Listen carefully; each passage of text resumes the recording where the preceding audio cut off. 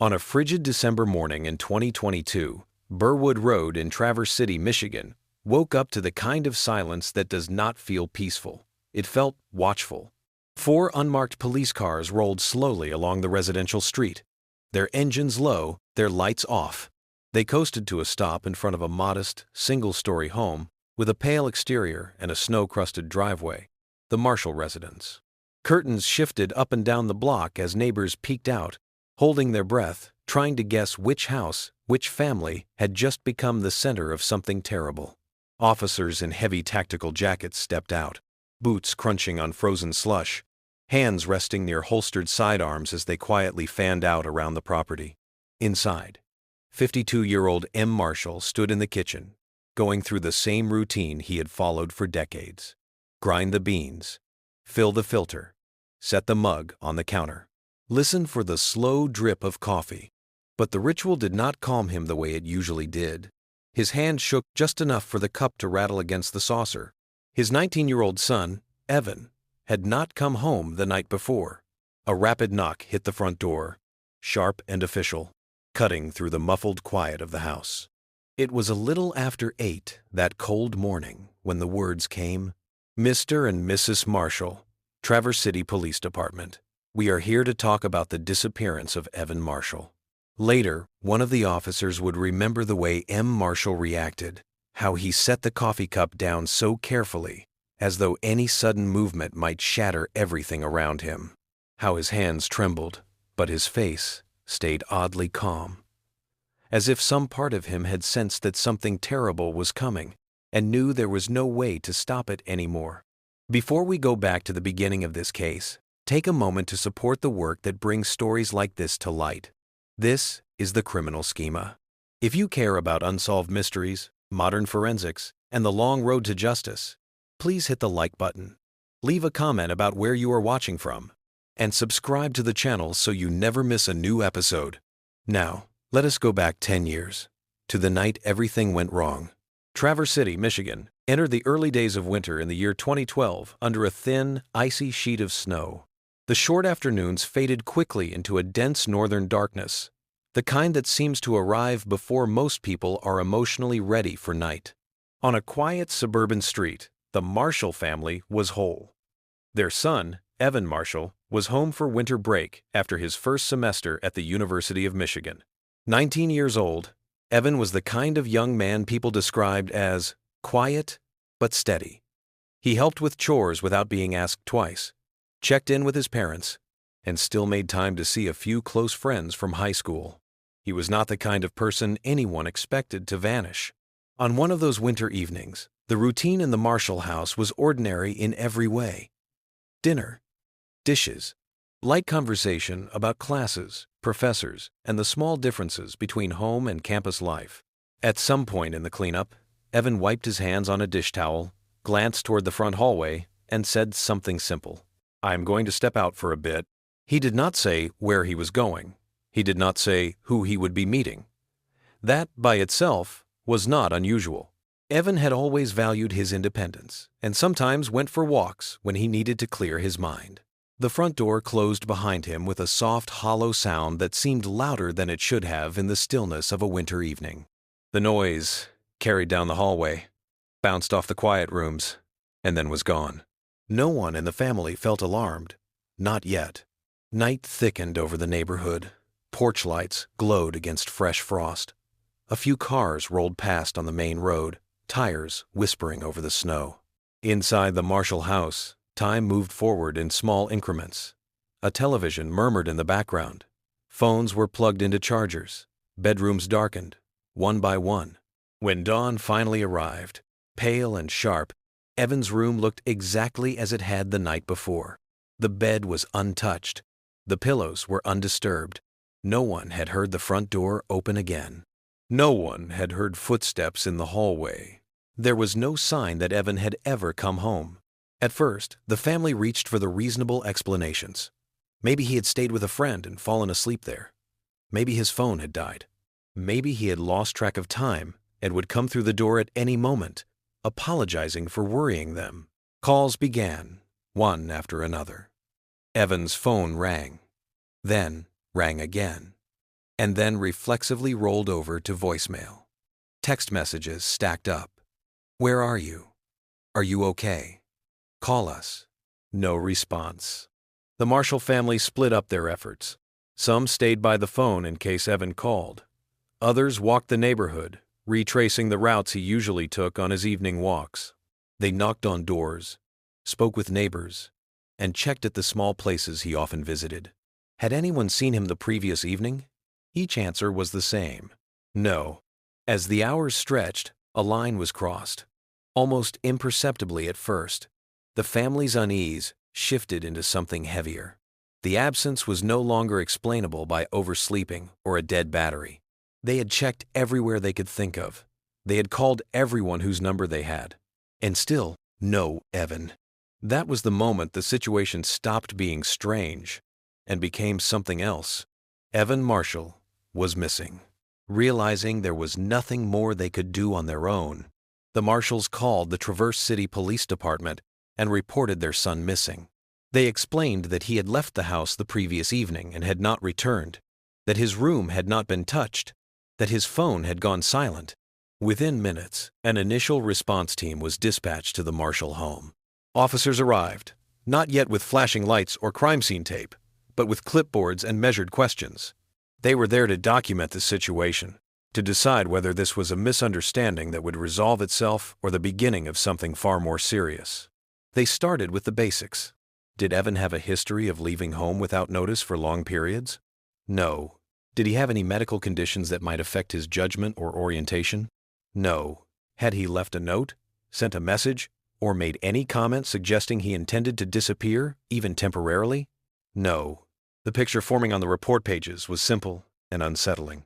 A 19-year-old college student with no known conflicts, no documented mental health issues, and no pattern of running off, had walked out the front door of his family home and never come back. The officers moved on to the next phase, building a profile of Evan's habits. The family told them he often walked around the neighborhood, sometimes stopping at familiar convenience stores or cutting along known paths. He almost never left the area without making his plans clear. He spent his days at home, occasionally met old friends, used his phone for academic purposes, and had shown no sign of unusual stress. Nothing in his recent behavior suggested a person preparing to run away. Nothing suggested someone planning to break all contact. For investigators, that absence of motive was not reassuring. It made the disappearance harder to explain. The police then narrowed their focus to the most critical window. From the moment Evan left the house that evening to the moment the next morning, when the family realized he had not returned. Inside that gap, somewhere, was the key to what had happened. Officers documented the time he was last seen, noted the weather conditions, and began to think in terms of distance and movement. How far could a 19-year-old, on foot, travel in a certain amount of time? What was the maximum radius he could have covered if he had not gotten into a car? They treated the Marshall home as a starting point and sketched invisible circles outward, each one representing a possible limit of Evan's range. The area around the home was informally cordoned off in the investigative sense. Officers moved through the neighborhood, clipboard in hand, taking statements, observing sight lines, and noting potential camera locations. They paid attention to the layout of streets, the positions of cul-de-sacs, the proximity of wooded patches, and the paths leading toward the main roads. At the same time, they interviewed the Marshalls again, this time focusing on Evan's personal connections in Traverse City. Who did he know? Who had he seen during his break from school? Which friends had he trusted enough to meet without telling his parents? The police compiled a list of acquaintances and close friends, former classmates, neighbors, people Evan had kept in touch with after graduation. They asked the family to share phone numbers, social media handles, and any usernames he might have used. They also secured access to his personal devices that had been left at home. Officers carefully checked his laptop and other electronics, looking for appointments, messages, or notes that might have hinted at where he planned to go that night. Then, the digital pattern began to emerge. Evan was not a non-stop phone user. He texted at a normal rate, checked academic portals, and occasionally browsed social media. But in the hours before his disappearance, his interactions narrowed. They clustered around a small number of contacts. One name surfaced repeatedly: Ryan Keller, an old high school classmate. The messages between Evan and Ryan were brief, but they were recent. There was no long chain of personal confessions or obvious arguments. The conversations were simple and vague, but they showed that the two had been in contact the evening before Evan walked out of the house. Evan had also opened a chat app shortly before his disappearance. There were no clear messages stating where he was going or why. No address, no explicit plan typed out in black and white. Even so, the pattern was clear enough. Ryan Keller was the last person Evan had communicated with directly. For investigators, that made him important. The Traverse City Police Department invited Ryan Keller to the station for an interview. At this point, Ryan was not labeled a suspect. He was what investigators call a person of interest, someone whose connection to the missing person placed him close enough to the situation to potentially hold a crucial piece of information. Ryan arrived and agreed to give a statement. At first glance, he seemed cooperative. He answered questions, sat through the interview, and did not attempt to leave. But when officers listened more closely to his answers, a pattern of vagueness appeared. When asked why he and Evan had been in touch that evening, Ryan said it was nothing important. Just casual reconnection, the kind that happens when someone comes home from college and old classmates see their posts online. When asked what they talked about, he said he did not really remember. Maybe a few jokes, maybe some random updates. Nothing stood out in his memory. When asked if they had plans to meet in person, he said no. He described the conversation as forgettable. The problem for investigators was not what he said, but what he could not say. He could not recall specifics. He could not give a clear explanation of why the messages had happened so close to the time Evan left his house, or why their chat interactions were more concentrated than usual. It might have been simple carelessness, or it might have been something else. Police cross-checked his answers against digital records. Ryan had indeed been online during the same window when Evan left the house. However, nothing in the data definitively proved that they met face-to-face that night. Ryan's social media feeds for that evening were quiet. No dramatic posts, no obvious contradictions. For the moment, investigators wrote Ryan's name on the whiteboard and placed a mental pin in it. He was important, but there was no physical evidence tying him to Evan's disappearance. No witness saw them together. No camera captured them in the same frame. Without more, they could not push further. Not yet. The police turned outward, toward the street itself. Traverse City is not one of those cities where cameras watch every corner 24 hours a day, especially not in residential neighborhoods built around single-family homes. The few cameras that did exist were usually private systems mounted on doors, garages, or porches, devices meant to monitor packages and driveways, not to solve missing person cases. Officers went door to door, respectfully requesting access to any available footage. Some homeowners agreed.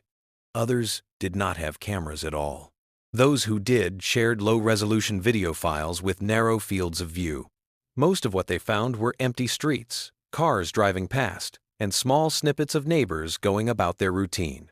Then one particular camera, mounted on the porch of a house across from the Marshall home, showed something different. At some point that night, the grainy image of a young man appeared, walking away from the neighborhood. The resolution was too poor to clearly identify his face, and the lighting was unforgiving. His features blurred into soft, dark shapes. But the direction of movement matched what Evan's family described when he left the house. The video did not show where he went after leaving the frame. It simply showed him walking, then vanishing into the limits of the camera's viewable area. Officers recorded the timestamp and logged the footage as a possible image of Evan. They could not be sure, but there was nothing else. They widened their effort. Within a 2-block radius, they spoke with anyone who might have been outside that night. Some residents remembered seeing a figure walk past, but no one could say definitively that it was Evan. The darkness and the cold had turned everyone inward, into warm living rooms and under thick blankets. The neighborhood had watched him leave, but in a way that did not leave a trace. One resident, living at a corner lot, reported something strange. Not a face, not a shape, just sound. Footsteps on snow. Then, a short time later, the sound of a car engine starting in the distance. No one saw the car. No one saw who got in or out. It was just another piece of sound in a winter night already full of muffled noises. Still, for investigators, it was a tiny thread. Someone had been out there with a vehicle while a 19-year-old vanished on foot. Whether that mattered would take time to understand. Using the blurry video and the limited statements, the police sketched out several potential paths Evan might have taken after stepping out his front door. One possibility was that he walked toward the main road to meet someone. Another was that he turned toward a residential area leading in the direction of Hickory Meadows Preserve, a known natural area not far from the neighborhood. A third was that he continued along the streets that fed into a small commercial zone with a few shops and parking lots. Each route was evaluated in terms of distance, lighting, and Evan's past habits. Did he normally walk that way? Had anyone seen him in those areas on previous evenings? No witness stepped forward to say they had seen him after the point captured by the camera. The routes remained lines on paper rather than a confirmed trail. The investigation team also considered another possibility, that Evan had gotten into a vehicle shortly after leaving the site of the camera. A few residents reported hearing a car driving slowly through the area that night, but there was no license plate, no known make and model, no clear connection between that vehicle and Evan's disappearance. Without traffic cameras and with no citywide surveillance coverage in that specific zone, the vehicle remained a ghost in the story. So, the temporary conclusion, based on the evidence they had, was simple but unsatisfying. Evan left the house on foot. What happened after that remained unknown. With Evan's path uncertain, the police shifted toward the most plausible physical environment for a search: Hickory Meadows Preserve. The preserve was just a short drive from the residential neighborhoods, close enough to be woven into the daily routines of local residents. It contained meadows, thin woods, seasonal pools, and a network of intersecting trails. In daylight, it could be peaceful. At night, under winter skies, it could be deeply unforgiving. Authorities set up a temporary command post in the preserve parking lot. Inside a mobile unit and under portable canopies, maps were unrolled and pinned down. Search grids were drawn. They employed a classic grid search method, dividing the terrain into segments and assigning each one to a specific team. Stakes and colored tape marked the boundaries, ensuring that no area was accidentally skipped. Police officers were joined by local volunteers familiar with the trails. Some were experienced hikers who knew the preserve's minor paths and unmarked cut-throughs better than any map. They guided search teams through brush and along lesser-known routes, pointing out areas prone to erosion or hidden dips in the land. Michigan State Police sent in search and rescue specialists, bringing trained canine units to help track any possible scent. The dogs worked through the cold, noses low to the ground, sweeping for traces of human presence.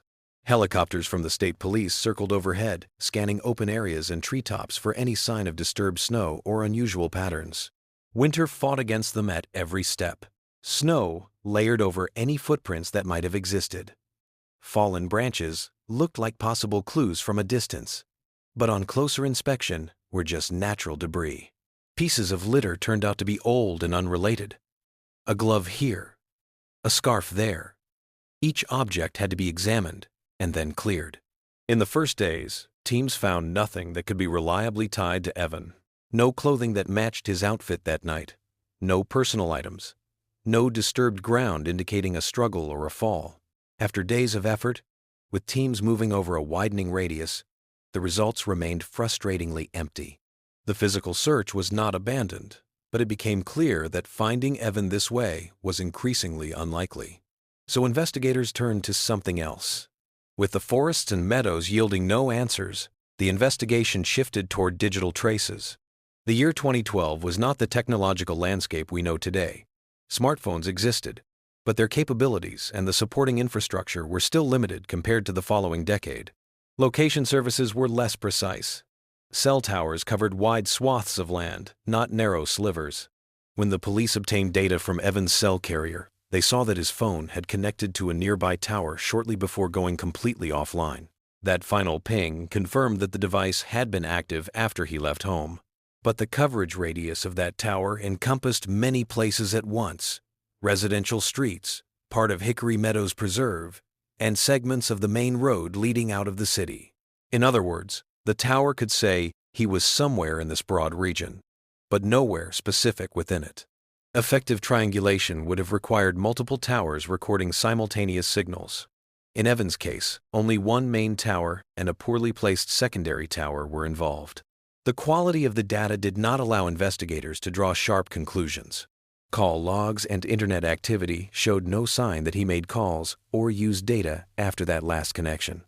Whether the phone battery died, was powered off, or was damaged, the result was the same: silence. Investigators tried to cross-reference the technical parameters of the tower with topographic maps, narrowing the possibilities down to a rough outline. But the practical value of that outline was low. It remained more of an illustration than a tool. With no reliable technical path forward, the police had to let go of the idea that cell data alone could save the case. At least not with the tools they had in 2012. When technology failed to pinpoint a location, investigators focused on something more human: relationships. They began with Evan's high school history, interviewing teachers and classmates who had known him in Traverse City. The picture that emerged was consistent. Evan was quiet, respectful, academically solid. He did not seek conflict, and he did not create it. There were no reports of serious disputes with other students, no disciplinary records suggesting aggression or instability. Friends described him as a good listener, someone who would show up when needed, even if he was not always the loudest voice in the room. Teachers remembered him as focused and disciplined. All of this led officers to a simple conclusion: it was unlikely that Evan had suddenly decided to abandon his family without telling anyone. Equally unlikely was the idea that he had walked into some reckless situation by choice. Policing, however, is not about what is likely. It is about what can be proved. So, investigators widened the net. They spoke with people Evan had seen during his winter break. Casual acquaintances, classmates who had met him for coffee, individuals who had crossed paths with him at small social gatherings. Most recounted normal encounters, nothing that hinted at danger. When the conversation turned back to Ryan Keller, the answers grew more nuanced. Some classmates remembered that Evan and Ryan had shared a few classes and even worked together on group projects. They were not best friends, but they knew each other. Others described Ryan in ways that stood out. He was quiet, but in a different way than Evan. More isolated, more difficult to read. Some said he seemed unpredictable at times, his reactions to minor issues occasionally more intense than expected. A teacher mentioned that while Ryan had decent academic ability, he tended to avoid group activities and sometimes displayed a temper that flashed and then disappeared. None of this was evidence. These were observations, human impressions recorded on the edges of formal statements. Still, they went into the file. Investigators also revisited Evan and Ryan's online interactions. They confirmed that the two had chatted occasionally over the years in a casual way. Nothing in the older exchanges raised alarms. But the fact remained: the last messages on Evan's phone before he disappeared belonged to a conversation with Ryan. Ryan, for his part, had downplayed their connection, presenting Evan as more of an old acquaintance than an active friend. The differences between how Ryan spoke about the relationship and how others remembered it were subtle but noticeable. Yet none of that bridged the biggest gap in the case. There was still no witness who could place them together on the night Evan disappeared. As news of Evan's disappearance spread through Traverse City and surrounding communities, the police began receiving a wave of tips. Sightings of a young man who might have been Evan were reported from multiple locations. At a convenience store in a neighboring area, staff thought they might have seen someone who matched his description.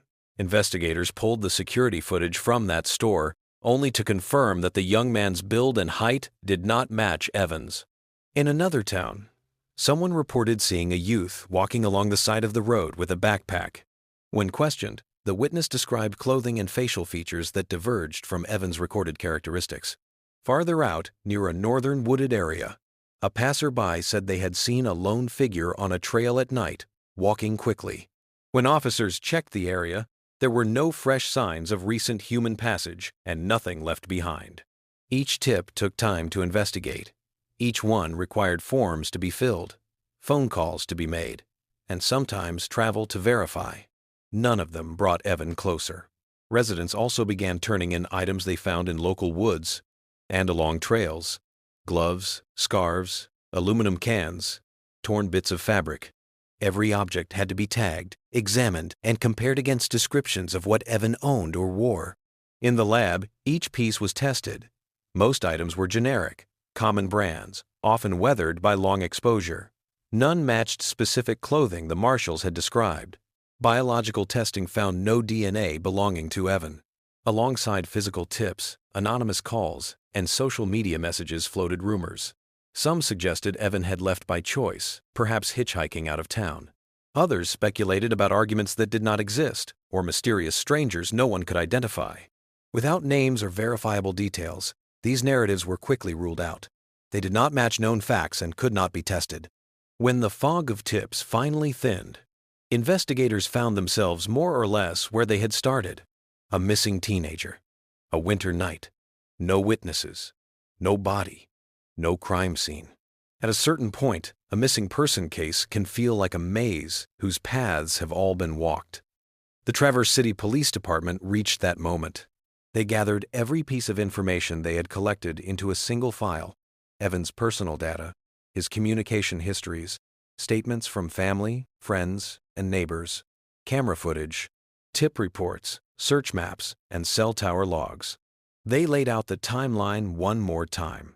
Evan was seen leaving home on a winter evening in the year 2012. He was not seen returning. His phone went silent after a final connection within a broad local radius. No one reported hearing a struggle. No one filmed his last steps. No one came forward to say they had seen him entering a vehicle, arguing with someone, or running. The investigation had found no sign that Evan wanted to leave his life behind. No hostile relationships, no threats, no note. Even the one person connected to him in the last digital moments, Ryan Keller, could not be tied to him physically. There were inconsistencies in Ryan's statement, but nothing an attorney could not dismiss as poor memory or a tendency to minimize casual interactions. With no body, no clear crime scene, and no violent event they could prove, police had no foundation for reclassifying the situation as a homicide. So, officially, the case remained what it had been from the start: an unexplained disappearance. After consulting departmental leadership and reviewing state guidelines on long-term missing person files, the Traverse City Police Department made a decision heavy with consequence. The active investigation phase would be closed. The entire file on Evan Marshall would be transferred to the Michigan State Police Cold Case Unit, where it would be stored, periodically reviewed, and potentially reopened when new technology, manpower, or information became available. Evan's name and photograph moved from the board in an active investigation room to the shelves and digital archives of a unit designed to hold stories waiting for a second chance. The label on his file was simple: missing, under unexplained circumstances. When the Michigan State Police Cold Case Unit received the Evan Marshall file, they did what they always do. They read everything. Experienced investigators went through the Traverse City reports page by page, checked search maps line by line, and watched old, grainy security footage frame by frame. They tracked the evolution of the investigation, from the first moments of panic in the Marshall home to the final exhausted search in Hickory Meadows. They focused on the same gap that had haunted the original team: the stretch of time between Evan leaving home and his family realizing he had not returned. Could he have left the residential area in a direction no one had fully accounted for? Had anyone failed to follow up on a minor detail that mattered more than it appeared? As part of their standard procedure, the Cold Case Unit ordered a limited rescreening of the forested search areas. It is rare for such efforts to produce new evidence years later, especially in open environments where weather and wildlife gradually erase subtle traces. But the protocol demanded confirmation. Teams revisited Hickory Meadows Preserve. They walked the main trails, checked low spots and regrown clearings, and compared what they saw with the old maps and photographs. Snow, seasons, and time had changed the look of some areas, but not the underlying conclusion. The ground had already been thoroughly searched in 2012. In parallel, the Cold Case Unit reviewed every item of evidence collected in the early phase. Gloves, scarves, and other miscellaneous objects went through a second evaluation under more modern laboratory conditions. However, there simply was not enough technological improvement at that stage to pull out traces that had not been detectable before. Once again, the result was the same: no DNA, no fibers matching Evan's clothing, no technical anomaly that could connect any object to a crime. Residential camera footage was tested with updated enhancement tools. Noise filters were applied. Contrast was adjusted. But the original resolution was too low. The blurry figure walking away from the neighborhood could not be sharpened into a recognizable face. Reports of supposed sightings from other cities, parks, or roadside areas were reread and quickly ruled out as either inaccurate or unverifiable. By the end of that initial cold case review, the unit reached a sobering conclusion. The case still could not move forward with the existing evidence. The file remained open, but static. It joined a category of cases that waited for one of two things: a new witness or a breakthrough in forensic technology. Neither was guaranteed. While systematically working through the file, the cold case team returned to one section that had not received deep attention in the original investigation: Ryan Keller's statement from the year 2012. They reread his interview transcripts, looking at them through a different lens. Without fresh physical evidence, all the inconsistencies that had once been filed under "maybe meaningless" now demanded closer scrutiny. Ryan had claimed he never met Evan that night, that they only exchanged a few casual messages, that he stayed at home and did not go anywhere. He had described his evening as uneventful and his memories of their conversation as vague. The messaging records, however, told a slightly different story. The timing and frequency of the exchanges overlapped almost perfectly with the window in which Evan left his house. The pattern did not prove a meeting, but it suggested more than passing contact. Still, that was not enough on its own.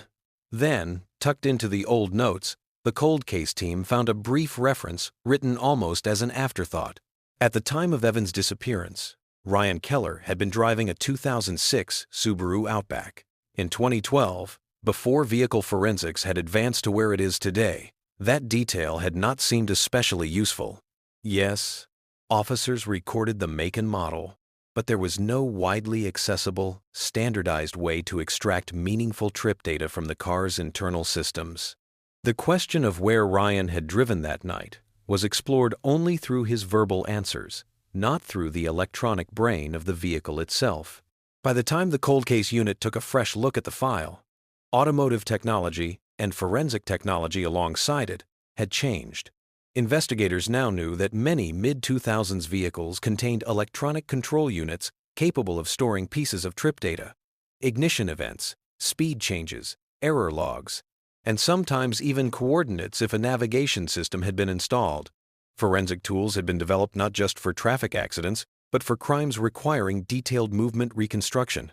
That meant one thing: if Ryan's Subaru still existed, and if its internal modules had not been replaced, there was a chance that the car itself knew where it had gone on the night Evan disappeared.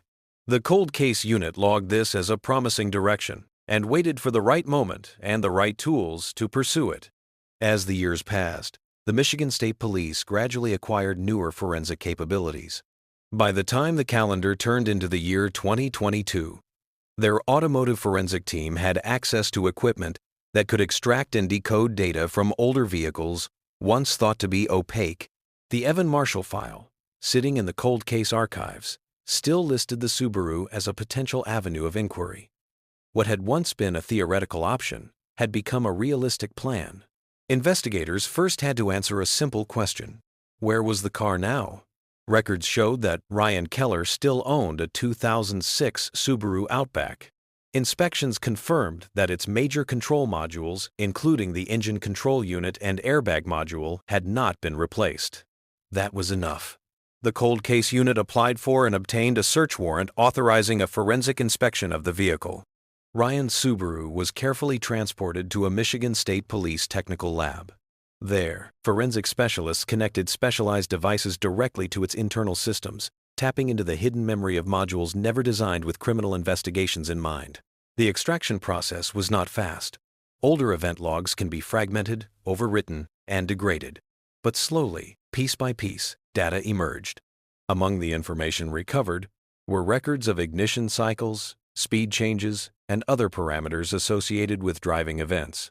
With patient decoding and time correction, the technical team identified a sequence of readings corresponding to the night Evan Marshall disappeared. What they saw changed everything. On that night in the year 2012, Ryan's Subaru had started near the area of the Marshall family home, traveled south, then curved southwest, crossed the city limits, and eventually stopped near Elmwood Township. More specifically, the data showed a stop in the vicinity of Elmwood Quarry, an abandoned quarry area known for its rough terrain and relative isolation. After an interval of time, the vehicle turned around and drove back toward the residential area. The timestamps overlapped with a critical window in which Evan left his house and did not return. The car had clearly not stayed parked at Ryan's home, as he had claimed. For the first time in 10 years, investigators had a specific location tied to the night of the disappearance, and it did not match Ryan Keller's original story. Armed with the new automotive data, the cold case unit looked again at other kinds of digital traces that had been mostly out of reach in 2012. By the year 2022, many tech companies had implemented legal channels for supplying historical metadata to law enforcement under warrant. Login times, IP addresses, device fingerprints, and other subtle records of user activity. Investigators submitted new legal requests for old logs associated with Ryan Keller's accounts and revisited the data linked to Evan's phone. When the responses came back, they added new layers to the picture.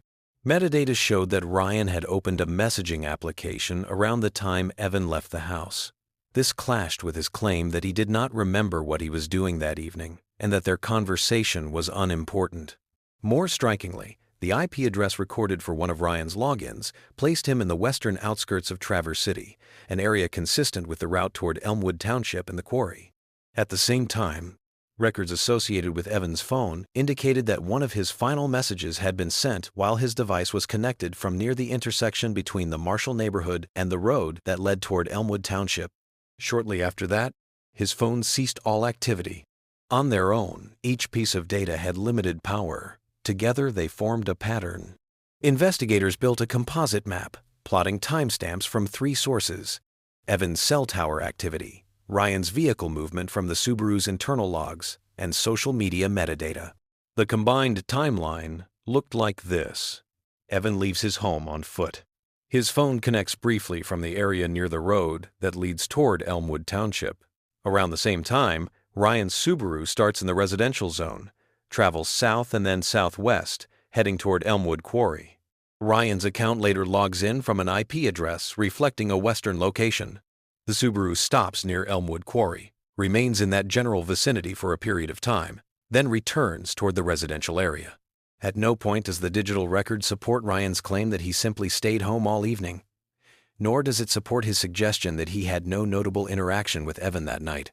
The data did not yet prove exactly what happened, but it made one thing clear.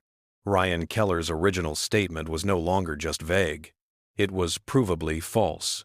While investigators were digesting the implications of the Subaru data and the composite digital timeline, another piece of information found its way to the Michigan State Police. A homeowner in the Forest Lakes area, not far from Elmwood Township, contacted authorities to report something unusual found while cleaning a backyard shed. Hidden behind an old wooden panel lay a backpack, dusty, faded, slightly worn. It did not match anything the new owner recognized as their own belongings. Given the location and the proximity to the zones relevant to the Marshall case, the tip was forwarded directly to the cold case unit. The backpack was collected carefully, sealed as evidence, and brought to the lab. Inside, investigators found a soft-cover notebook containing incomplete notes, a pen that looked well used, a thin, worn scarf, and a University of Michigan library card. The name on the card matched the student record of Evan Marshall. The handwriting in the notebook, when compared with samples retained from Evan's old school materials, also appeared consistent. It was the first personal object tied directly to Evan that had surfaced in years. Forensic specialists examined the exterior of the backpack in detail, especially the underside. There, under the dust and age, they found a layer of dried soil. The dirt sample was subtle, its color altered by time and exposure. But modern mineral analysis techniques allowed the lab to separate, compare, and classify the particles. The results were striking. The soil composition matched the unique characteristics associated with Elmwood Quarry, a specific mixture of limestone particles, clay, and trace minerals typical of the abandoned quarry environment. In contrast, Forest Lakes, where the backpack had been found, had a very different soil profile. The conclusion was straightforward. At some point, the backpack had been in or near Elmwood Quarry before being relocated and hidden in the shed. When investigators overlaid this finding onto the existing map, the pieces began to line up with unsettling clarity. Ryan's Subaru had traveled to Elmwood Quarry on the night Evan disappeared. Evan's backpack now bore soil that almost certainly came from Elmwood Quarry. Ryan's original claim that he had not left his house that night was no longer sustainable. The evidence chain had moved from speculative to concrete. With automotive data, phone records, social media metadata, and physical evidence now pointing in the same direction, the cold case unit entered a comprehensive analysis phase. They broke the night of Evan's disappearance into segments, aligning each segment with the available data. First, there was the moment Evan left home, captured in a blurry porch camera view and remembered by his family. Then there was the final ping from his phone, showing the device connecting from an area near the road leading toward Elmwood Township. Close in time, the Subaru's logs recorded ignition and movement from the vicinity of the Marshall neighborhood, heading toward Elmwood Quarry. Social media metadata placed Ryan's online activity consistent with the western route he would have traveled. The Subaru's logs recorded a stop at the quarry area. Soon after, Evan's phone went completely silent. No further calls, no messages, no additional tower connections. Later, the Subaru's logs showed the vehicle returning to the residential area. Years afterwards, Evan's backpack, with quarry soil on it, turned up hidden in a shed in Forest Lakes, a location tied to where Ryan had lived at one point in the past. From an investigative perspective, this constellation of evidence no longer allowed for innocent coincidence. The cold case unit concluded that Evan could not have reached Elmwood Quarry on his own that night, given the lack of any recorded vehicle or witness sightings of him traveling in that direction by other means. The logical, data-supported hypothesis was that he either entered Ryan's vehicle or encountered Ryan in a way that led to both of them being connected to the quarry at the same time. This did not spell out the exact events in the quarry, but it fundamentally undercut Ryan's assertion that he had not met Evan and had not driven anywhere.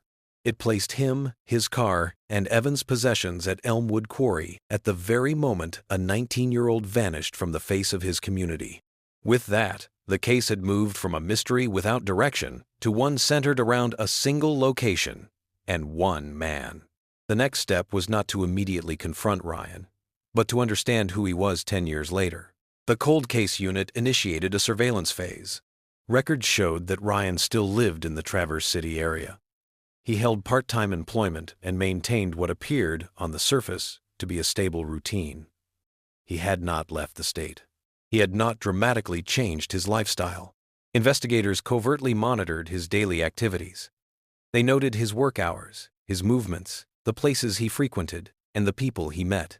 One detail caught their attention. Ryan often spent time in a storage shed behind his residence, cleaning, reorganizing, and periodically hauling multiple trash bags to a local waste disposal site. On its own, that could have been normal behavior. People clean out old possessions all the time. Given the emerging picture, however, investigators treated every bag as potentially significant. With proper legal permission, they collected and examined some of his discarded trash. Analysts searched for shredded fabric, torn documents, or other unusual items that might represent an attempt to destroy evidence. They did not find anything directly connected to Evan. Still, the surveillance showed something important. Ryan had kept mementos from his high school years and from around the time of Evan's disappearance, old papers, objects that tied him to the period. The cold case unit judged that, if there were additional case-related items, they might not be in the main house. They might be hidden elsewhere, in sheds, in old storage spaces, in overlooked corners. With the composite digital map, the backpack, and the vehicle data in hand, plus the observation that Ryan still lived close to where the backpack was recovered, investigators believed they had enough indirect evidence to escalate. They prepared a detailed request for a search warrant covering Ryan's home, his shed, his vehicles, and related property.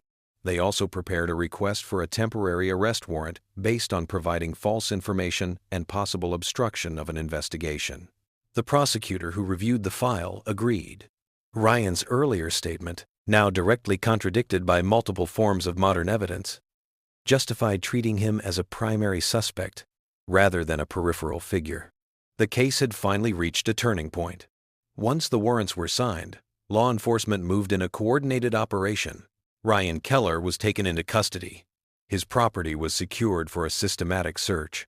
At Michigan State Police headquarters, he sat once again in an interview room. This time, the stakes were very different from those in the year 2012. Investigators began by reading back his original statement. They repeated his claims in his own words, that he had stayed home that night, that he had not left the residential area, that he had not met Evan in person, that their messaging was insignificant. Then, they presented the new evidence. They showed him the data extracted from the Subaru's internal systems, ignition events, movement patterns, and the reconstructed route from the neighborhood to Elmwood Quarry and back. Ryan tried to dismiss it. He suggested the data might be wrong, or that the car logs could have been manipulated. Forensic experts explained, in clear terms, how the data was stored in the vehicle, how it had been extracted, and why it could not have been hacked or altered by a user without a sophisticated, unrealistic level of interference. The logs were what they were. Next, investigators laid out the social media metadata, timestamps, IP addresses, the record of Ryan logging in from areas consistent with the route to Elmwood Quarry. They then layered in Evan's final phone activity, showing how his device connected near the road leading toward Elmwood Township before going permanently silent. Finally, they revealed the backpack found in Forest Lakes, the library card in Evan's name, the notebook with his handwriting, the geologic analysis linking the soil on the backpack to Elmwood Quarry and excluding Forest Lakes as a natural source. The evidence chain now looked like this. Ryan's vehicle went to Elmwood Quarry the night Evan disappeared. Evan's phone indicated movement in the direction of Elmwood Township before going offline. Ryan's online activity reflected location data consistent with that route. Years later, Evan's backpack emerged, concealed at a property in an area where Ryan had lived, carrying soil that matched the quarry. Ryan's original statement denied leaving home, denied meeting Evan, and denied any involvement with the quarry. Faced with this unified picture, Ryan's confidence faltered. He began to adjust his story. First, he admitted that he might have driven that evening, framing it as a simple drive to clear his head. But he still denied meeting Evan. Investigators immediately pointed out that this directly contradicted his earlier statement and did nothing to explain the quarry, the backpack, or the timing. Under pressure, Ryan shifted again. He suggested that Evan had contacted him about possibly meeting, but that they had not actually met. When asked why his car had traveled to Elmwood Quarry, a place he acknowledged was not part of his usual activities, he claimed that he had just gone there to rest. But that explanation fell apart when confronted with the soil on the backpack and the fact that Evan's possessions had clearly been present at that location. Over the course of hours, the interrogation peeled away layers of denial. Managed silence and evasive claims gave way to hesitation, then to visible stress. Eventually, Ryan stopped trying to maintain the original fiction. He admitted that he had met Evan near the Marshall home that night. Pressed further, he acknowledged that they had gone to Elmwood Quarry together. As his story continued to unravel, he described an argument, its precise content unclear and unverified, that escalated at the quarry. He said that, during the confrontation, an uncontrolled push or physical altercation led to Evan falling and sustaining severe injuries. According to Ryan, Evan became unresponsive. Panicked, Ryan did not call emergency services. Instead, he dragged or moved Evan farther into the quarry and left him in a rock crevice. He fled. Later, now thinking like someone who understood he might be blamed, he returned to the area, retrieved some of Evan's belongings, including the backpack, and hid them in a shed in Forest Lakes to separate his home from any direct physical evidence. When investigators asked for a detailed description of the exact location where he had left Evan's body, Ryan provided it. He talked about the terrain, about a narrow path, a leaning boulder, a low depression, and a small rock crevice. The description was precise enough to serve as a map. For the first time in a decade, investigators had a specific point on the ground where they believed they could find the truth. Michigan State Police assembled a multidisciplinary team. Forensic specialists, search and recovery personnel, and geological experts familiar with the structure and hazards of an abandoned quarry. Elmwood Quarry was not a small, tidy place. It spread across uneven terrain with multiple low areas, rock faces, and overlapping paths. Over time, nature had begun to reclaim it, covering old scars with vegetation and debris.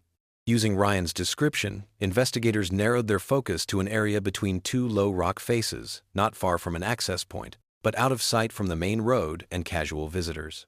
They marked off the region with stakes and tape, then began clearing surface vegetation. Soon, they noticed an area of soil that looked subtly different, a patch of ground that seemed to have sunken in slightly, as if it had once been disturbed and then resettled. Excavation started carefully, entirely by hand, to avoid damaging anything hidden below. It did not take long for the first hint of human presence to appear. A fragment of decomposed fabric emerged from the soil, its color and texture worsening with time, but still reminiscent of the clothing Evan had been described as wearing. As the excavation moved deeper, long bones began to surface near a layer of limestone. The team continued methodically until they uncovered a body, in skeletal form, wedged into a rock crevice much like the one Ryan had described. The remains were carefully collected, documented, photographed, and placed into preservation materials for transport. Back at the laboratory, forensic specialists took bone and tooth samples and compared their DNA profile against the known DNA of Evan Marshall provided by his family. The match was complete. After 10 years of not knowing, the Marshall family finally had an answer to one of the most painful questions: where Evan was. The remains at Elmwood Quarry were his. Forensic experts examined the skeleton in detail. They studied the skull, ribs, spine, and limb bones under magnification and with imaging techniques. They noted multiple fractures, cracks on the ribs, a significant fracture on the temporal region of the skull. The pattern of these injuries told an important story. The damage was consistent with strong impacts, the kind produced by a fall onto hard rock or by forceful contact with unyielding surfaces. There were no signs of sharp weapon trauma, such as cuts on bone or marks left by blades. The injury suggested major blunt force trauma, likely to the head and chest. Combined with the lack of evidence that any medical aid had been sought, the forensic conclusion was that the cause of death was most likely head and chest trauma, leading to loss of consciousness, respiratory compromise, and ultimately death. The position of the body in the rock crevice indicated that Evan was either incapacitated or dead already when he was placed or fell there. The crevice was not a place someone would naturally choose to rest.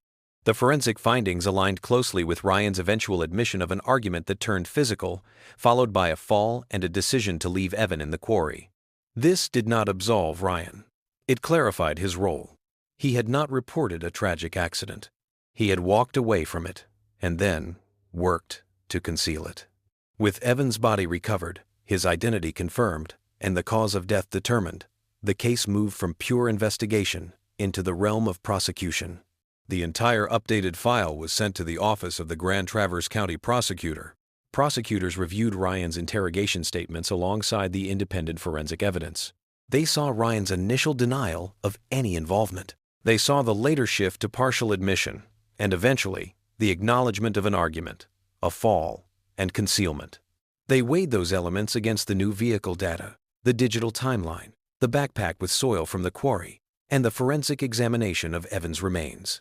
Ryan Keller's actions, as they understood them, fit 3 major charges: manslaughter, for causing the death of another person in a context where there might not have been explicit intent to kill, but where actions led to severe injury and a failure to obtain emergency help; unlawful imprisonment, based on leaving Evan in a helpless state without the possibility of rescue after the incident in the quarry; tampering with evidence, for moving the body, hiding the backpack, and withholding the truth for 10 years, all of which obstructed the investigation. Prosecutors prepared to build a cohesive narrative from the moment Evan left home in the year 2012 to the moment his body was discovered a decade later. They recontacted early witnesses, friends, teachers, neighbors, and first responders, confirming their statements and updating details where necessary. They added experts to their witness list, forensic automotive specialists to explain how the Subaru's data was obtained and why it could be trusted, forensic geologists to describe the soil analysis from the backpack, and forensic pathologists to explain Evan's injuries and likely cause of death in terms understandable to a jury. They worked with investigators to create visual aids, including a tabular timeline that cross-referenced data from cell towers, vehicle logs, social media metadata, and physical discoveries. They planned to show not just isolated facts, but a sequence. Evan leaves home. Digital traces show his phone moving toward the road that leads to Elmwood Township. Ryan's car travels from the neighborhood to Elmwood Quarry and back. Ryan's account logs in from locations compatible with that journey. Evan's backpack, with quarry soil on it, is later found hidden at a property connected to Ryan. Ryan's original statement denies all of this. When confronted with the evidence, Ryan shifts his story multiple times and finally acknowledges that he met Evan, drove with him, and left him at the quarry after an incident. Taken together, the prosecution believed these elements formed a powerful argument, not of a random disappearance, but of a preventable death compounded by a decade of concealment. The trial of Ryan Keller began in late 2022 and carried into early 2023. In the courtroom, the emotional weight of the case collided with the cold precision of technical evidence. The prosecution opened by acknowledging that there was no traditional eyewitness to the events at Elmwood Quarry. Then they introduced their witnesses, experts in engineering, geology, digital forensics, and pathology. Automotive specialists explained how the Subaru's internal modules recorded ignition events, speeds, and related data. They described how the logs had been extracted and why it was virtually impossible for an average user to forge or manipulate them. They showed the reconstructed journey, the car leaving the area near the Marshall home, heading southwest, stopping near Elmwood Quarry, and then returning. Geologists explained how the soil sample from the bottom of Evan's backpack had been analyzed, identifying distinctive mineral patterns that matched Elmwood Quarry and did not match Forest Lakes. Digital forensic experts walked the jury through the timeline of online activity and cell tower data, demonstrating how Ryan's account activity overlapped with the vehicle journey and how Evan's phone had stopped communicating after registering near the route toward the quarry. The prosecution then replayed clips from Ryan's original 2012 statement. Jurors heard him say, in his own words, that he had not left home, had not gone anywhere, and had not met Evan. Immediately afterward, prosecutors presented evidence that contradicted those claims.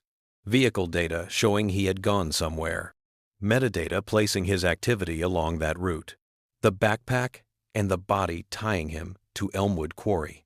They emphasized not just the fact of Evan's death, but the decade-long delay in uncovering it. They described how the Marshall family had spent years not knowing whether their son was alive or dead, largely because Ryan had chosen to remain silent. From the prosecution's perspective, Ryan's actions were not those of someone shocked by an accident, but of someone who had made a series of deliberate choices to avoid responsibility. On the other side, the defense did what defense teams are meant to do.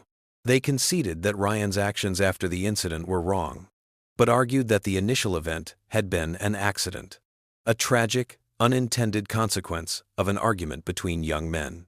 They pointed out that the forensic examination of the bones did not show injuries traditionally associated with weapons. They stressed that there were no stab marks, no bullet holes, no clear signs of premeditated violence. They argued that Ryan's concealment of the incident stemmed from panic, immaturity, and a deep fear, not from a calculated plan. They tried to introduce doubt about the strength of the electronic evidence, questioning whether vehicle data could have been overwritten, whether precise times could be fully trusted, and whether it was possible to say who had been behind the wheel at specific moments. But the prosecution countered with expert testimony reinforcing the reliability of the data and pointing to Ryan's own eventually admitted presence. The defense also reminded the jury that people in crisis sometimes make terrible decisions that they later regret, asking them to see the humanity in Ryan's fear. It was a struggle between two competing frames, one that saw Ryan primarily as someone who caused a death and then obstructed justice, and one that saw him as a flawed person whose fear and poor judgment transformed an accident into a crime. When the arguments concluded, the case went to the jury. They requested access to specific pieces of evidence, segments of interrogation recordings, visual timelines, and portions of the forensic reports. They discussed not only what had happened that night in Elmwood Quarry, but how Ryan had behaved in all the years since. After deliberation, the jury returned to the courtroom. Their verdict was clear. Ryan Keller was found guilty on all charges: manslaughter, unlawful imprisonment, and tampering with evidence. The court then moved into the sentencing phase. The judge reviewed aggravating and mitigating factors. There was no evidence that Ryan had set out that night intending to kill. There was no proof of a planned ambush or a long-running plot. However, the court had to take into account the seriousness of what came afterward. Ryan had left an injured or dying young man in a quarry without seeking help. He had hidden the body, making it vastly harder for investigators to find. He had concealed the backpack and other belongings. He had lied to police in 2012 and maintained those lies until modern forensic techniques left him with no room to deny the truth. The judge noted the impact this had on the Marshall family. A decade of uncertainty, of birthdays missed, of holidays celebrated with an empty chair. In the end, the court sentenced Ryan Keller to a term of 32 to 45 years in prison. The range reflected both layers of the case: the absence of proven premeditated murder, and a prolonged pattern of concealment and obstruction that the judge described as deeply harmful to justice and to the community. With the sentence recorded in the official file, the criminal chapter of the Evan Marshall case came to a close. But its legacy did not. After the trial, the Michigan State Police undertook a detailed review of the investigation, from the first hours in the Marshall kitchen to the final verdict. One major conclusion centered on technology. If the same disappearance had happened a decade earlier, without electronic vehicle logs, without advanced soil analysis, and without long-term stored metadata, it might have remained unsolved forever. The case became a textbook example of why preserving technical data from the outset is critical, even if current tools cannot immediately exploit it. Procedures were updated. Officers were encouraged to document and secure potential digital sources early, from vehicles, from phones, from connected devices, and to retain them for later analysis when forensic capabilities expand. Risk assessment guidelines were also refined. Cases involving vulnerable people on foot in difficult weather conditions, near forested or hazardous terrain, would receive elevated urgency to minimize the chance of missing crucial early traces. For training, the cold case unit turned the Marshall file into a teaching case.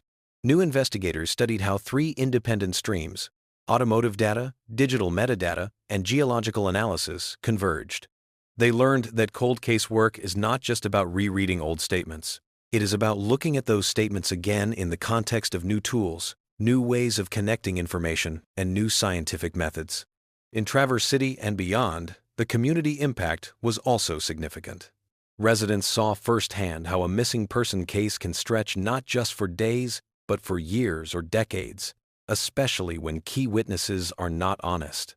Many households became more proactive in saving camera footage and cooperating quickly when investigators knocked at their door. Conversations began about the value of retaining data and about the role of individuals in supporting investigations. On a broader level, the Evan Marshall case highlighted something simple but powerful. In a world where so many of our movements leave digital traces, in cars, phones, and online accounts, technology can either be silent or it can speak for the people who no longer can. In this case, technology finally spoke. At its heart, the story of Evan Marshall is not just about data, vehicles, and forensic labs. It is about a 19-year-old who left his parents' front door on a winter night and never came back. It is about a family who woke up the next morning expecting to hear his footsteps in the hallway, only to find his bed still made and his phone eerily silent. It is about the long ache of not knowing. And it is also about the choices made by another human being in a moment of crisis. Choices that turned an incident, whatever its precise nature, into a 10-year absence of truth. Ryan Keller could have called for help that night. He did not. He could have told the truth when investigators first asked. He did not. He could have led police to the quarry before the snow settled over the rocks and before years began to layer over the ground. He did not. Instead, it would take a decade of technological progress, persistent cold case work, and a homeowner cleaning out a shed to finally bring the truth to light. Evan's story is a reminder that in missing person cases, the first hours are fragile and fleeting. Once they slip away, they cannot be reclaimed. But it is also a testament to the fact that some stories can be revived, even years later, when science and determination intersect. You have just heard the story of Evan Marshall. a young man whose disappearance in the year 2012 remained a mystery until modern forensic technology, careful investigative work, and one hidden backpack pulled a decade of lies apart. Stories like this are not entertainment for the families involved. They are real histories of loss, regret, and the complicated path to justice. Here on the Criminal Schema, we try to tell them with respect, care, and attention to the details that matter. Not just the shocking moments, but the slow, methodical work that actually solves cases. If this episode meant something to you, if you believe more people should understand how cases like Evan's are resolved and what lessons they carry, please do 3 simple things. Hit the like button. It helps more viewers find this story. Leave a comment. Share your thoughts about the role of technology in modern investigations, or what part of this case struck you the most. And most importantly, subscribe to the Criminal Schema and turn on notifications so you do not miss future cases where justice is found years, sometimes decades after the fact. Thank you for staying with this story all the way to the end. Until next time, stay safe, stay observant, and remember, sometimes the smallest piece of information, the quietest detail, can be the one that finally brings the truth to light.